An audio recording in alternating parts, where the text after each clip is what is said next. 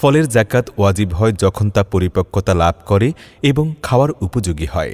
যাকাত ওইসব লোকের উপর ওয়াজিব হয় যাদের নিকট ৭.৫ তোলা স্বর্ণ বা ৮৫ গ্রাম বা ৫২ তোলা ৫৯৫ গ্রাম রৌপ্য অথবা তৎসমান অর্থ প্রয়োজনের অতিরিক্ত ১ বছর যাবৎ রিজার্ভ বা জমা থাকে।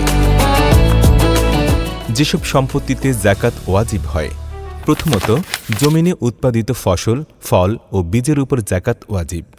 আল্লাহ তাআলা ইরশাদ করেন, তোমরা জমিনের ফসল খাও যখন ফসল ফলে, আর ফসল কাটার সময় ফসলের হক আদায় করো।